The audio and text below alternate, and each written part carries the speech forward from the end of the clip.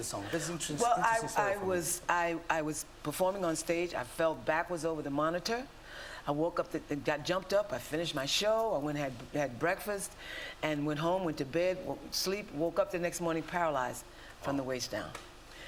So I managed to grab the telephone, which thank God was on the back of the bed. I called my boyfriend, and he came. He said by the time he got there, I was screaming at the top of my lungs, and they took me to the hospital, and I had to have surgery on my spine. Wow. And while I was there, the record company said they were not renewing my contract. They were going around the record company saying the Queen is dead. And so I'm looking up at God, and I'm saying, okay, now you got my attention. Okay, so what's going to happen now? What are you going to do? Where am I going from here? When I left the hospital, I was very confident that God was going to fix it. I didn't know what he was going to do, but I knew he was going to do something. And a few weeks later, I get another letter from the record company saying they're not canceling my contract because they've gotten a new president from England, where I was very popular, and he wanted to do a song with me that had become popular in England. He wanted to repeat that success in the United States. And we chose producers to do it. I go out to the producers in California, and I asked them, what's going to be the B-side? Because in those days, it was a record about the size of a CD, a little bigger than a CD, one song on each side. And the B-side was never really meant to be heard. So I said, what's going to be the B-side? And they write out these words to the song for me, and I'm reading them. What are you, stupid? You're going to put this on the B-side? This is a great song. This is a timeless lyric. This is a hit.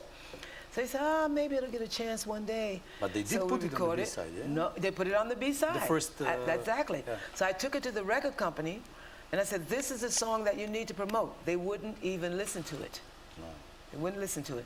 So I took it to Studio 54, to the DJ there. Right. And he played it for the audience. They loved it, which was very, very rare in New York. And then we gave him a stack of them, and he gave them to all of his friends in New York, and they played it in their clubs, and the people began to request it. Then they started calling radio stations asking for it. Some DJ from the radio also contributed to this song. He played it, and then the audience was crazy about it. Yes. Actually, nobody asked for the A side. No, nobody asked. What's supposed to be the hit? I know. So, you know, and then it just became popular like that. And did these grassroots lyrics of the song, did you feel them in a proper way, considering your situation with your health? Well, that's what made me know that it was a hit song, because I was relating to that song, my spine surgery, my back brace that I was in when I was recording it, the fact that my mother had passed away just a couple of years prior, something I never thought I'd survive. And so I'm thinking, if I am relating all this to these words, I will survive, everybody else would do the same thing. So that's why I knew it was a hit song. Everybody wants to survive. Exactly. So it's their main wish. What is in a very short time, this song became #1 in the US, #1 in UK, #1 in disco chart. It was #1 in 5 countries at one time. 5 countries, yes. And in 3 categories, different categories. Yes, yes. And in the 4th one that exists, it was #4, I think. It was the pop charts. Pop charts, yeah. The R&B charts, the disco charts, and those are the 3 that I know of. Yeah, that was and one is in UK. I don't know how they call it, the pop chart, I think. I guess. UK, yes. Yeah, and it was really, really a great success. But what I want to ask you is that it usually happens like that, singers later on, they have this weight on their back with such a great song, and it's always a question if you can do it again, or do you feel boring about speaking about this song after 37 years, you know? I never get, it really is a gift from God. When he gives you something, it doesn't hurt.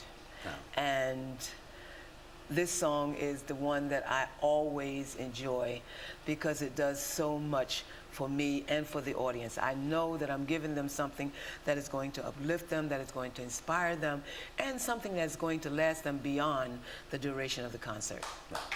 Great. Nice approach. Usually people in show business don't have that kind of thinking, which is bad for them. Yeah. Let's see a clip. We made a short clip about this song, okay. And then I have a few more. So it's like more than 20 different versions of this song in all kinds of movies, TV shows, and other things. How do you see that? How do you feel about it? I feel great about it. It has been recorded over 200 times. And the fact that people are still listening to mine is an awesome tribute. Very nice. It really is. Yeah, because it's, for me, it's really spectacular. You know, it's Yeah. like the whole world knows your song and the whole world knows about you, and they sing it and they love it. Yes. And it was in the World Cup in football. It was an anthem for the French national team. Yes, absolutely. And then also the gay community finds it as their own anthem. Yeah. And it's really, now maybe we can be sure that it came from the God, because yes. it's hard to explain All this, that kind of success. Yeah, exactly. And Exactly. when it's about the God, you really emphasize this a lot, and you're a newborn Christian. Yes. And it really helped you. Oh, absolutely. It will help anybody. Yeah. help What anybody. did you change in your life thanks to God? I became more concerned about what the subject matter of my songs, that they're always uplifting and inspiring and in line with God's will and His word and His ways, so that I know that whatever I'm doing, I'm bringing something positive into people's lives. I'm lifting them up. I'm taking them from where they are to someplace better. And so that was the main thing that happened with me. I began to be much more grateful and thankful, recognizing the good things that have happened to me, and the wonderful people that God has surrounded me with, and the fact that He's given me favor with people from, I've been to more than 80 countries. Wow. And I've been well received in every one of them. That's an awesome blessing. Yeah, you give the love and you get the love. Exactly. That's how it works. Exactly. All right, I'm sure that you will feel love in Novi Sad as well tomorrow night, and it's going to be very nice for you. It's going to be wonderful. I'm so looking forward to it. I just want to tell you that you really gave us great honor by coming here. We had here a lot of music stars and big names, but I think that from disco era we didn't have anybody, and you cannot get anybody better than Gloria Gaynor. Thank you. So you are the queen of disco even today, and it will be forever like that. This is the end of our show. Thank you for being my guest. Thank you so I much. wish you all the best tomorrow on It's your been a real concert. pleasure. And just to say, everybody, come tomorrow. Dođite, slušajte Gloriju Gaynor, Novi Sad.